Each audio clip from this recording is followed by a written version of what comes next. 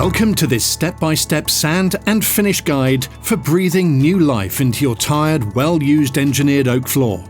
As we can see, this floor area has had heavy footfall with scratch hotspots from furniture. Exactly what you'd expect from a busy family home. Always make sure you have clean, well-running machines. This will help you create the best surface for the primer and finish application. Check the tyres of the belt sander are clean. Leftover dirt could cause uneven performance and transfer marks to the floor. A clean workflow makes life easier for everyone and makes a huge impression on the homeowner.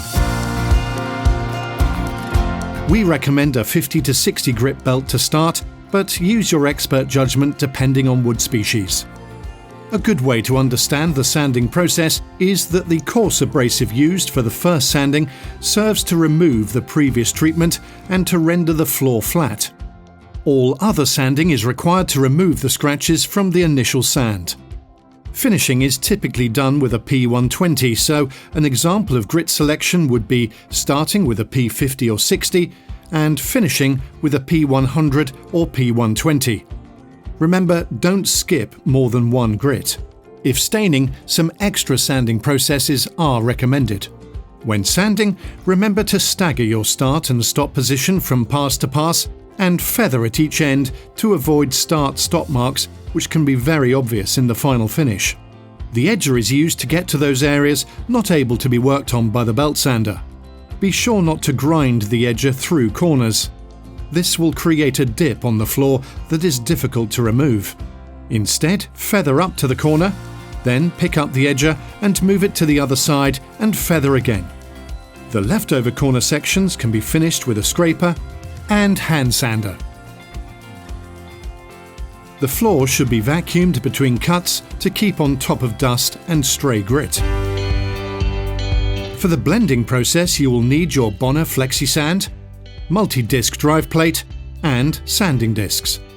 Attach the multi-disc and your chosen abrasives.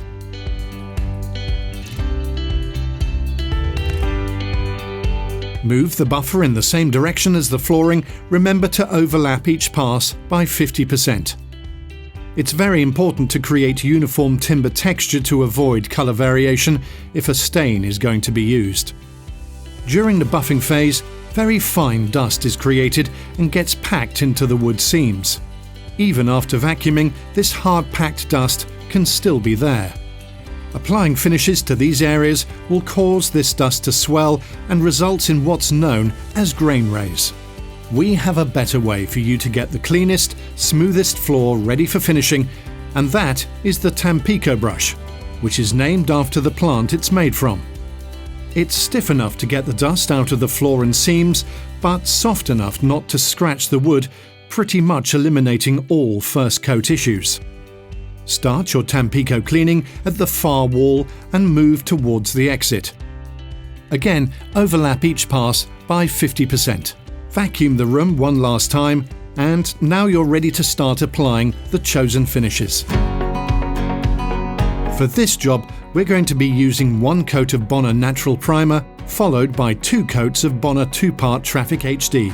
Both will be applied with Bona's medium pile microfiber roller and cutting-in brush.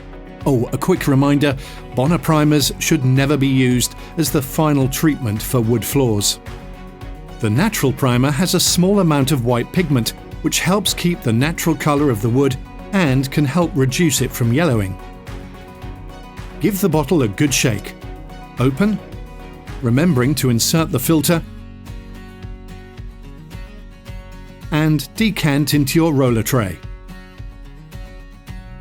Ideally, this should be a 2-person job, with one of you cutting in and the other rolling the main area of the floor. Start in the far corner of the room, working back to the exit, remembering to always keep a wet edge.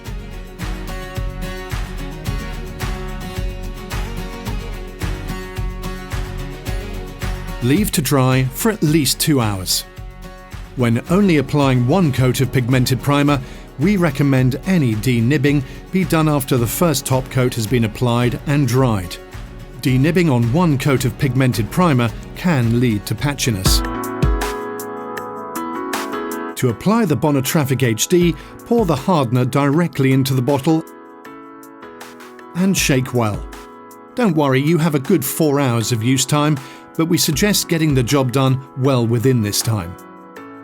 If you aren't needing to use a whole bottle, we can supply this easy-to-use measuring bottle for smaller amounts to get your mix just right. If using part bottles, it's essential to really shake the bottle well before pouring off the required amount, and then add the hardener. If you don't shake the bottle well, you can end up with variable sheen levels. If using the whole bottle, remember to add the filter and pour into your roller tray. Work across the room in the same way as before and leave to dry for at least 3 hours. Before the second coat of Traffic HD, check to see if it needs a buff with a Bona Scrad pad with Scrad wings, and then remove all dust. If the previous coat has been left for more than 24 hours, it is essential to buff in this way before overcoating. The floor will be able to take light traffic 8 hours after the second coat, and can have kids, dogs and their toys after 12 hours. If you're wanting to cover with rugs or other floor coverings, we recommend leaving the floor for at least 7 days. Also avoid placing heavy objects or doing any damp mopping to the floor during this time. Maintaining the new floor finish is important, so regular vacuuming and cleaning with the Bona wood floor spray mop is recommended. For higher sheens, an application of Freshen Up once or twice a year is advised.